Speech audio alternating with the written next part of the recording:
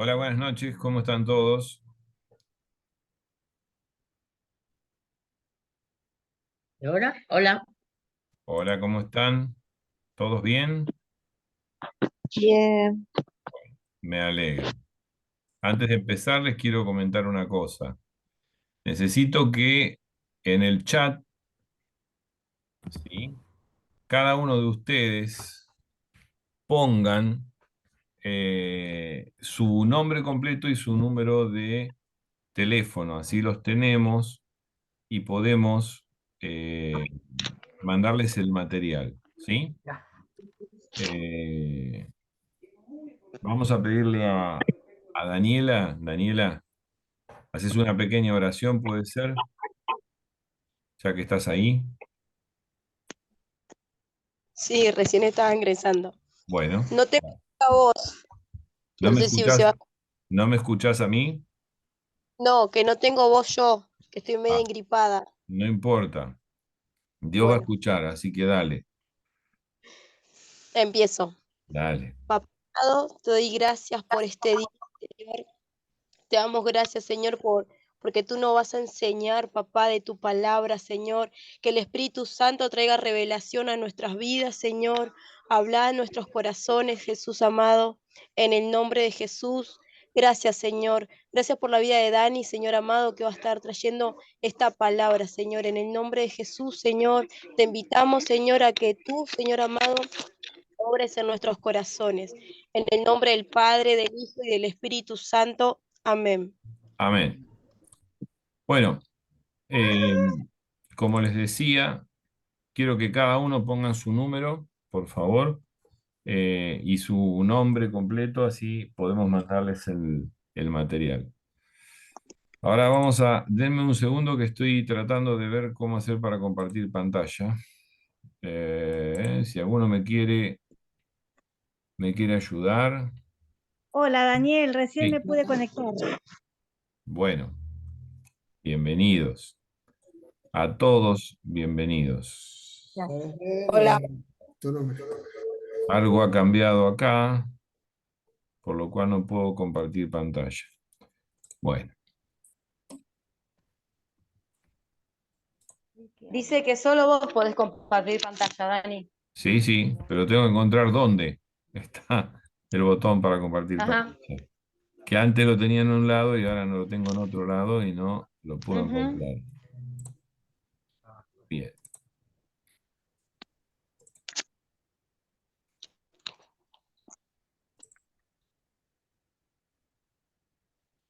¿Alguien tiene idea de cómo hacerlo? ¿Qué tiene que hacer? Compartir pantalla, dijo. Sí. Tiene que decir ¿Estás en el celular o estás en la en la computadora? computadora. Ah. ¿Y no hay tres puntitos ahí que te aparecen? Hay tres puntitos, sí. ¿Y no te dice compartir pantalla? No, No. no, Dani, sí. viste que está la parte donde uno pone la cámara y donde pone el micrófono. Al lado de eso, ¿no te aparece en la No, parte de abajo? no, no, no. No, no, no. No aparece. Decí que haga clic sobre la pantalla Creo que puede funcionar si apretás Sí. Alt más S ¿Cómo? Alt. y la tecla S. Decímelo de nuevo. Alt. La tecla S. Alt S. Bien, perfecto. Qué gran. Tenía que haber un joven. Ahí lo están viendo, ¿verdad? Ahí está, sí. Bien, perfecto. Bárbaro. Bueno, ya hemos orado, vamos a empezar este ciclo de conferencias o de, mejor dicho, de cursos, ¿sí? Humildemente hablando, en el cual vamos a tocar algunos temas bueno, que van a ser interesantes para cada uno de ustedes. Yo les pido para tranquilidad y para que todos me puedan escuchar y no haya ecos, que apaguen los teléfonos. Dos cosas. Todas las dudas que ustedes tengan, quiero que las anoten. Me las mandan por teléfono, yo se las contesto. ¿Sí? No tengo ningún problema. La última clase va a ser presencial, como se hace con el curso de Plan para Crecer, una hora antes, el domingo. Nos vamos a encontrar y vamos a dar la última clase. En ese momento vamos a tener tiempo para poder también explayarnos un poco más en las preguntas y en las dudas. El tema que vamos a tratar se llama la salvación, ¿sí?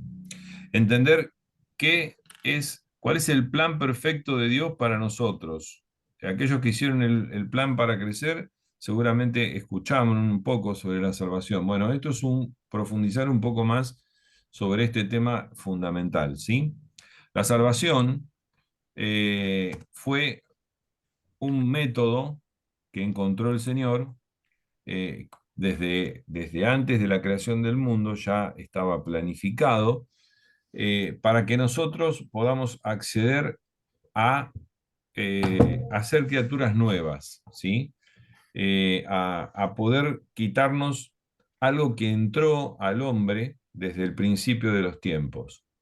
La materia en teología que estudia la salvación, o sea, hay una materia específica que se llama soteriología y trata sobre esa necesidad del hombre dentro de la miseria que tenía en su espiritual que tiene, como un pecador perdido y condenado, ¿sí? De que Dios de alguna manera, por la iniciativa propia, haga un plan específico para su redención, para la redención de esa persona, ¿a través de quién? A través de su Hijo Jesucristo. Dice Schaffer, un teólogo, que la salvación no es una obra del hombre para agradar a Dios, sino que es la obra de Dios en favor del hombre. Ayer cuando charlábamos con los chicos que están haciendo el curso, decíamos que tiene que haber una persona que te ofrezca ese favor inmerecido, también tiene que haber una persona que lo acepte, ¿sí?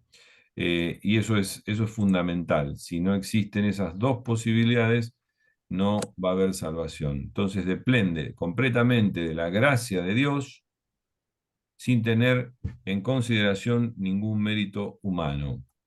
Antes de continuar, les voy a aclarar una cosa. El Zoom se va a cortar a los 40 minutos, o sea que la clase va a durar 40 minutos. Desde donde lleguemos, vamos a seguir la próxima clase, ¿sí? No nos vamos a volver a conectar. Seguimos. ¿Cuál es el objetivo de la salvación? Tiene varios objetivos, pero primero y principal, el más importante, es el hombre. El hombre fue la creación divina de Dios. El hombre fue creado para estar en el paraíso junto con Dios y compartir con Dios su vida. Tanto el hombre, Adán, como Eva, la ayuda idónea, podían vivir eternamente en ese paraíso formado para ellos. Pero ¿qué pasó? El hombre cayó en pecado.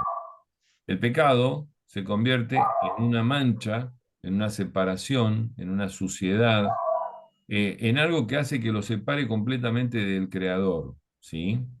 Ese pecado tiene características, es universal, es para toda la raza humana, ¿sí? Explica Pablo que por uno entró el pecado y por ese uno entró a toda la humanidad, ¿sí?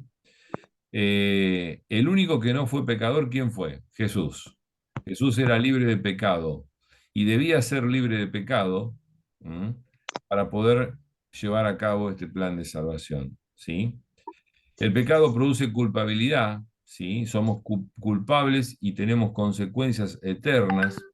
Ustedes van a ver que hay muchísima cantidad de citas bíblicas en el trabajo en el PDF que se les van a mandar, están todas las citas bíblicas eh, con su cita puesta, o sea, con el texto puesto, para que lo puedan ir estudiando, ¿sí? Y les aconsejo que vayan profundizando en él. ¿Qué características tiene el pecado?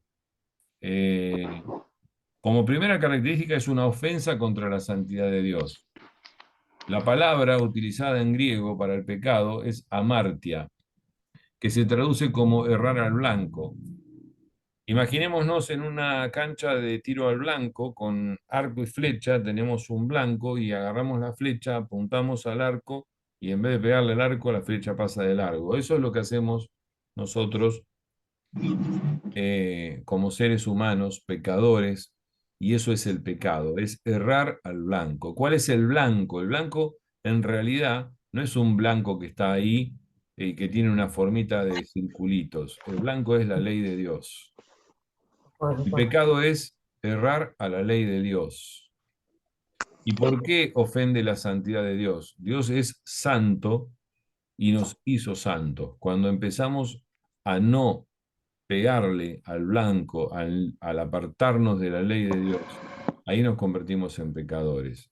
También es sinónimo de transgresión, de perversión, de iniquidad, de mal, de maldad, de error, delito, impiedad, injusticia, etcétera, etcétera, etcétera.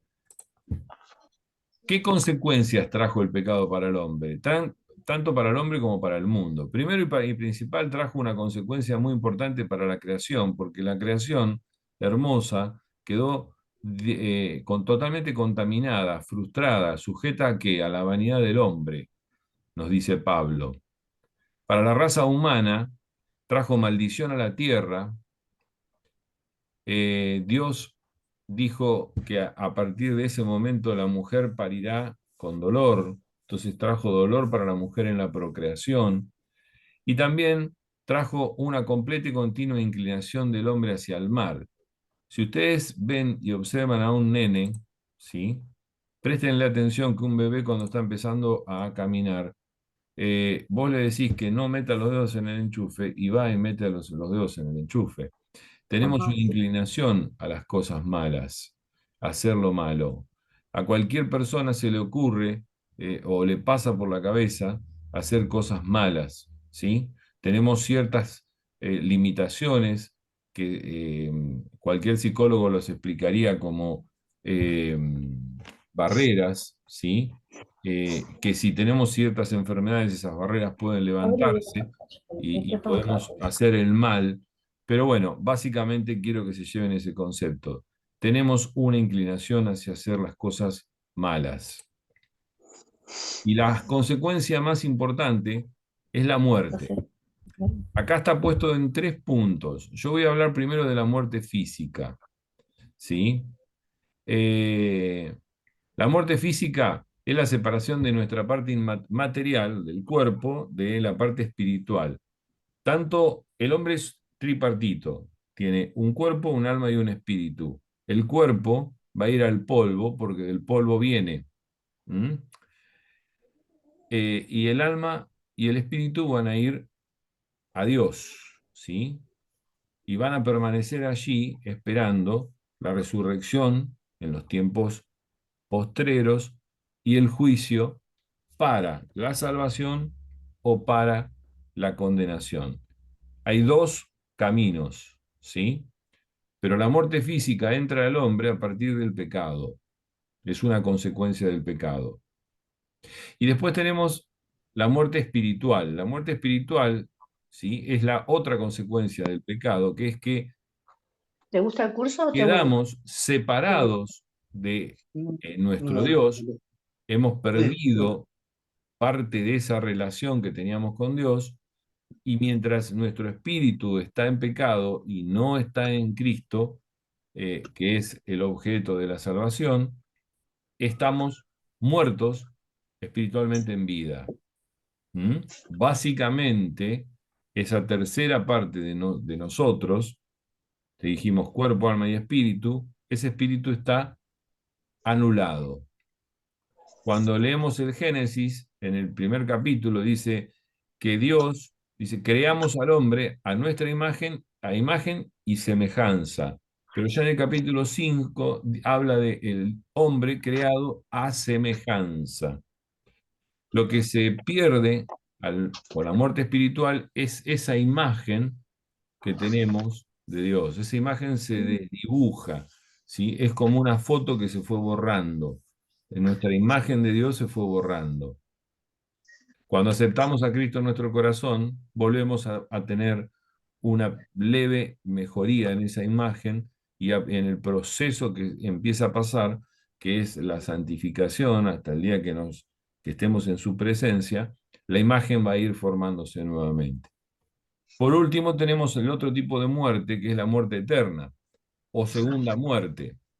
Después de la muerte física, podemos tener una muerte eterna como consecuencia de que éramos muertos en el espíritu y después de haber muerto físicamente, esa muerte nos separa eternamente de Dios y no existiría este proceso de salvación del cual nosotros somos eh, beneficiarios, ¿sí? Y no es por nosotros, sino es por Dios, es por la gracia de Dios. Perdón, Sí, Daniel, hay muchos micrófonos abiertos. Se bueno, entrecorta.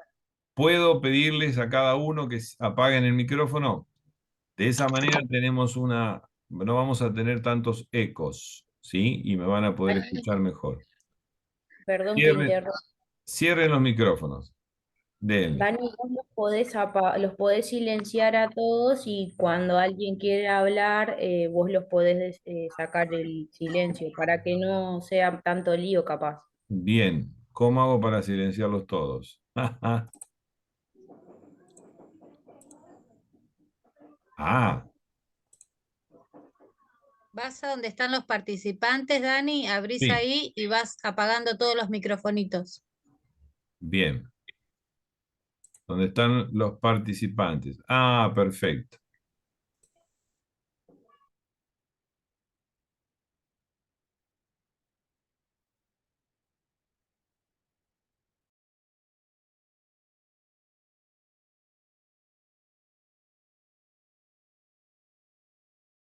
Te silenciaste vos, Daniel.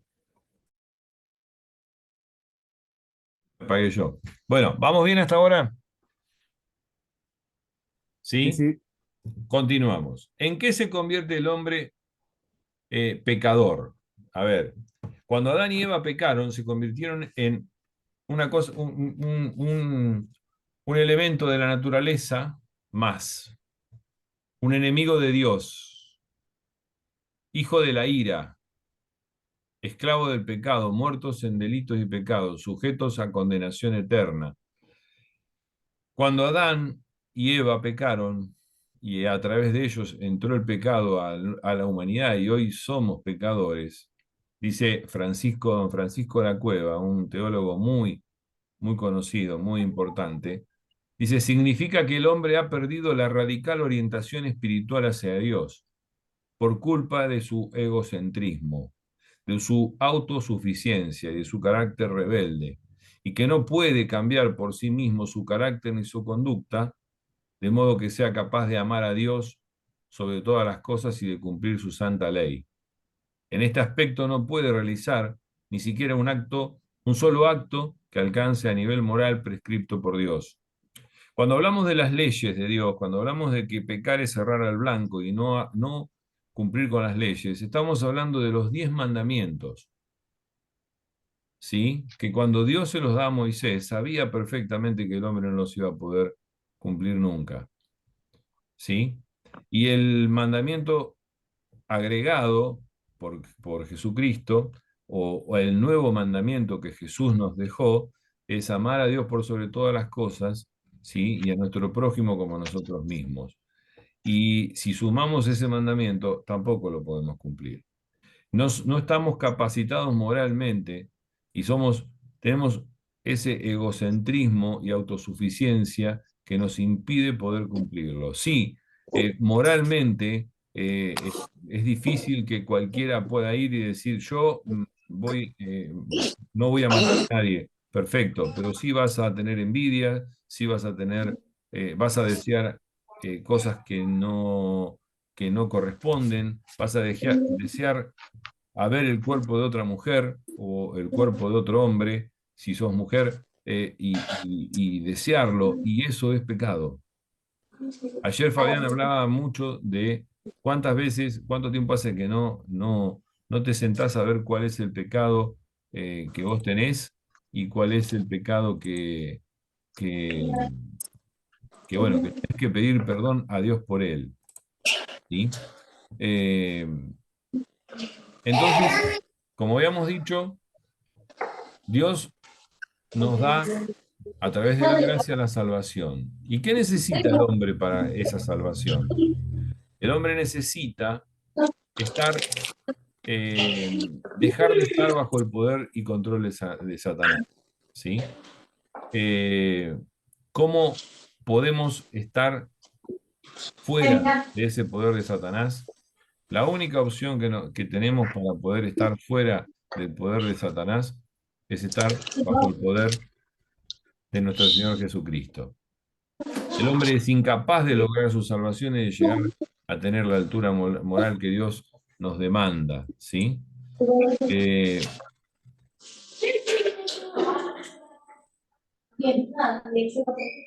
el hombre No no se va a escucha poder, bien lo que están tiene una diciendo. inhabilidad. Roxana, ¿te puedo pedir un favor? Y Mica, ¿pueden cerrar los micrófonos ustedes? Por favor. Bueno, Gracias. El hombre solamente puede ser libertado por alguien que tenga capacidad moral y poder de hacerlo. Y el único ser en la tierra que tuvo capacidad moral y que tiene capacidad moral para darnos la salvación, ¿quién es? Jesús. No hay otro.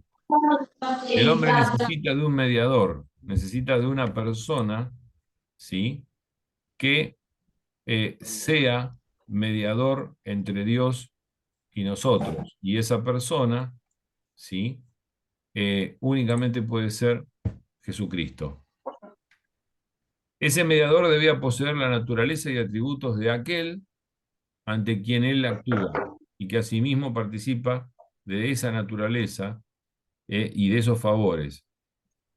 ¿Quién es el que actúa? ¿Sí? Jesucristo.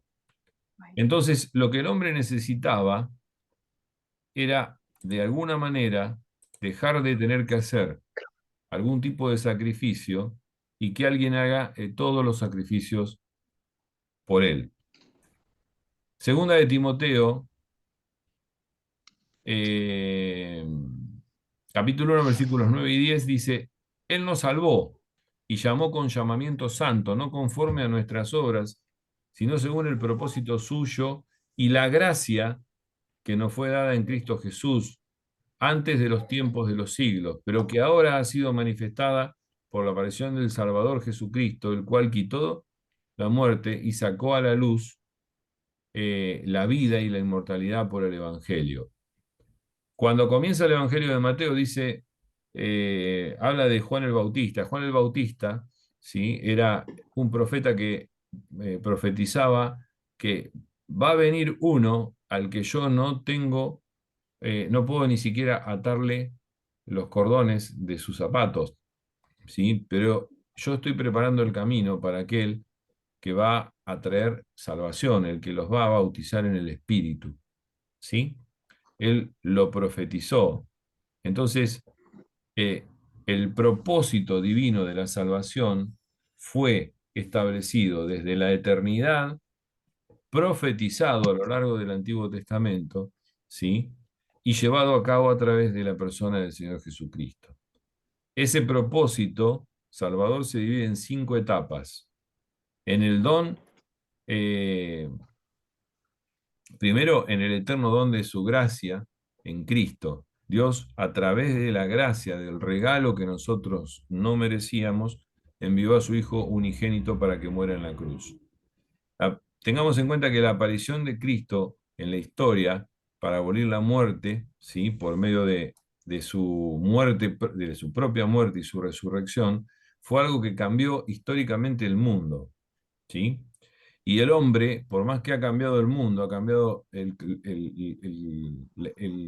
conteo histórico, el conteo de años, y ha cambiado muchísimas cosas en toda la cultura de todo el mundo, todavía no acepta a Jesús en el corazón, todavía no acepta a Jesús como Salvador. El llamado personal de Dios a los pecadores por la predicación del Evangelio es la quinta etapa. La tercera etapa, la cuarta es la santificación moral de los creyentes en el Espíritu Santo y por último la perfección celestial cuando seamos llamados a estar con Él. Básicamente, y para resumirlo, primero, es Dios a través de su gracia enviando a su Hijo Jesucristo. Segundo, esa aparición histórica de Cristo en el mundo. Tercero, el llamamiento que nos hace a través de la presentación y la predicación del Evangelio, de la buena nueva. Al aceptar ese evangelio, la santificación moral paulatina del creyente, hasta el momento que, como dice Fabián, nos vemos en la meta, lleguemos a esa meta, que es la consumación del llamamiento santo, cuando estemos en la presencia de Dios. Por eso decimos que el método de salvación, sí, se basa básicamente en Dios dándonos a la persona de Jesucristo. La persona de Jesucristo existe desde antes de la creación, se manifiesta en la encarnación, haciéndose hombre, en la humillación, en su muerte en la cruz, llevando consigo todos los pecados de tuyos, míos, de los de antes y de los que van a venir, resucitó al tercer día y vive hoy sentado en la gloria, esperando el momento en poder reunirse con su iglesia santa, que somos cada uno de nosotros. Y si uno no se pone a meditar que esto es algo maravilloso porque fue hecho solamente por amor, ¿sí? Y no entiende que esto no lo merecemos y no termina de entender, ya siendo cristianos, no estoy hablando de aquellos que no lo son, ya habiendo aceptado a Jesús, si no terminamos de entender el grado de magnitud que tiene esto, ¿sí? Es porque quizás no somos del todo cristianos, ¿sí? Esto es lo más importante. Y acá voy a hacer un parate. Podemos adorar a un niño nacido en el pesebre. Podemos adorar a un hombre muerto en la cruz, ¿sí? Pero si no hubiera resucitado, de nada hubiera sido válido. Un niño en un pesebre es hermoso. Un hombre muerto en una cruz es un muerto. Pero lo importante es que Jesús resucitó al tercer día y está en la gloria sentado a la diestra esperando a que nuestro cuerpo, ¿sí? Que somos nosotros, la iglesia, podamos estar en su presencia. Y esto es lo maravilloso de la salvación. ¿Cuál es el alcance de ese sacrificio de Cristo? ¿Por quiénes murió Cristo? La muerte de Cristo fue una muerte única. Nadie murió de la manera que murió Cristo. Tiene características tremendas. Voy a darles dos o tres. Primero y principal, todos los que morían en la cruz morían de una forma agónica. Él lo hizo en silencio. No dijo ni una palabra. Aceptó todo. Ni siquiera esperó a la muerte, sino que él determinó la muerte. Él dijo cuándo se iba a morir y soltó su espíritu. Fue una muerte vicaria. En la Iglesia Católica se habla mucho del sacerdote vicario. Vicario quiere decir ayudante. Fue una muerte para ayudarte a vos y a mí. O sea, fue una muerte sustitutiva. ¿Qué quiere decir? Que porque vos y yo teníamos que morir en la cruz. Y el que murió fue Jesucristo. Y fue eficaz, porque esa muerte fue la que sirvió para que hoy nosotros podamos tener vida eterna. Cristo fue solidario con el hombre totalmente en su responsabilidad. Responsabilidad que sabía que tenía desde antes de la creación. No fue responsable en culpabilidad, porque él era libre de pecado. ¿Sí? Fue el único ser sobre este mundo que, hecho carne, fue libre de pecado. Mejor dicho, hubo un primer ser que fue Adán, y él es el segundo Adán. Nos quedan 10 minutos. Continuamos cuando se corte. Hasta ahí llegamos y nos vemos la semana que viene, ¿sí? Por último, asumió la responsabilidad de todas nuestras culpas, porque fue hecho maldición, ¿sí? En nosotros o por nosotros, dice Gálatas 3:13. La cruz fue un lugar de transferencia. ¿Qué se transfirió en la cruz? El pecado de cada uno del mundo, de cada una de las personas del mundo. El pecado del ser humano se transfirió a Jesús en la cruz. Y ahí en ese momento quedó completamente solo, porque Dios no puede estar, nosotros no podríamos estar en la presencia de Dios. Si hoy Dios se aparece en tu casa, en la mía, morimos en el acto. ¿Por qué? Porque somos pecadores. ¿Sí? Eh, y tuvo que apartarse hasta su propio padre de él, porque él estaba cargando el pecado. Eh, ¿Y por quiénes murió? Por todos los hombres. Por eso la redención y la salvación es universal y es ilimitada, ¿sí? Y es para todo aquel que cree, ¿sí? Es la invitación de parte de Dios para todos, para vos, para mí y para todos. Pero lo cierto es que muy pocos son los escogidos y muchos son los llamados. ¿Mm? Y eso es un punto muy particular. Las grandes campañas mundiales de evangelización han llevado miles y miles y miles de millones de personas. Se calcula que solamente el 4%, después de haber sido sanados, después de haber visto milagros, ¿sí? Hoy son cristianos. O creen en Cristo. Y Jesús, para tomar un ejemplo, sanó a 10 leprosos. Y de los 10 leprosos, 9 se fueron y uno solo se volvió y se postró ante Jesús, lo reconoció como el Señor, ¿sí? Y lo adoró. Y el ser humano tiene ese problema. Aún sabiendo todo esto que estamos hablando, ¿sí? Nos negamos a eso. Entonces la cruz trajo victoria. Y esa victoria, ¿sí?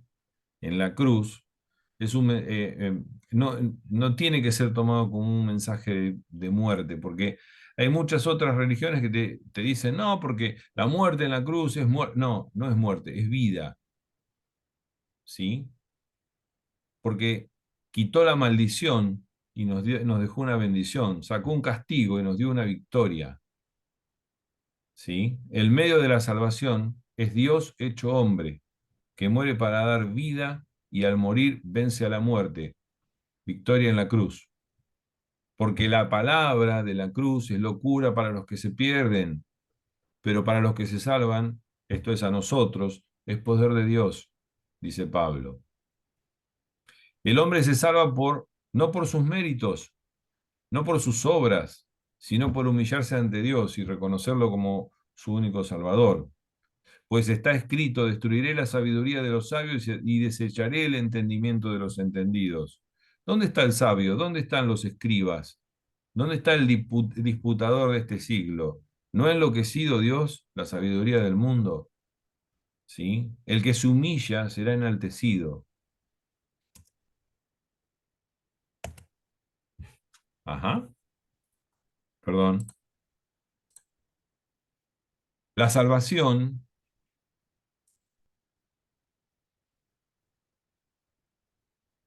es predicar, no lo puedo llegar a leer, pero bueno, léanlo ustedes, porque lo tengo tapado con la barra, que lo tengo arriba. Pero sí voy a leer el versículo. Pues ya que en la sabiduría de Dios el mundo no conoció a Dios mediante la sabiduría, agradó a Dios salvar a los creyentes por la locura de la predicación. Porque los judíos piden señales, los griegos buscan sabiduría, pero nosotros predicamos a Cristo crucificado. Para los judíos ciertamente tropezadero, para los gentiles locura,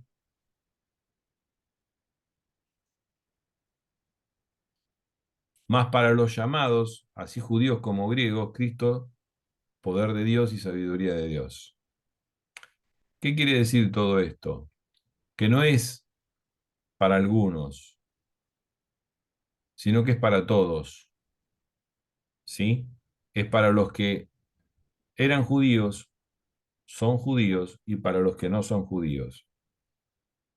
Por otro lado, es efectuada mediante un milagro de Dios que transforma a los pecadores, porque lo insensato de Dios es más sabio que los hombres,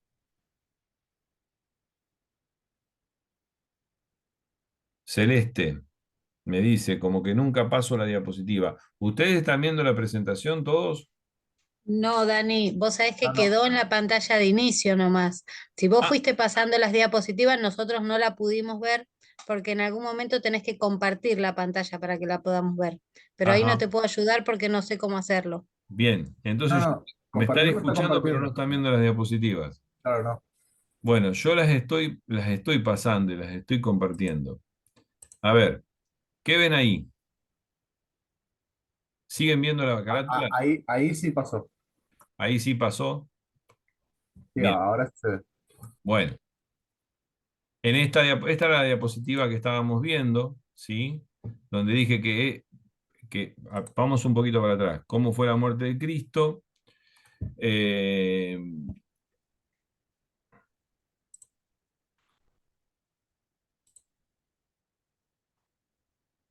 la victoria en la cruz. De eso estábamos hablando. La cruz es un mensaje de muerte, pero de vida, dijimos. Es de maldición, pero de salvación. Es de maldición, pero en realidad es de bendición. Es de castigo, pero es de victoria. Es el medio en el cual Dios, hecho hombre, muere para dar vida y al morir vence a la muerte. El hombre se salva no por sus méritos, sino por humillarse ante Dios. La salvación no es por obras, ¿sí? Es por fe nada más. La salvación es predicada por un mensaje que los hombres no quieren oír. La gran mayoría del ser humano, cuando le hablas de Dios, no te quiere oír, ¿sí? No quiere oírte. Eh, y por último, es efectuada mediante el milagro de Dios transformando a los pecadores.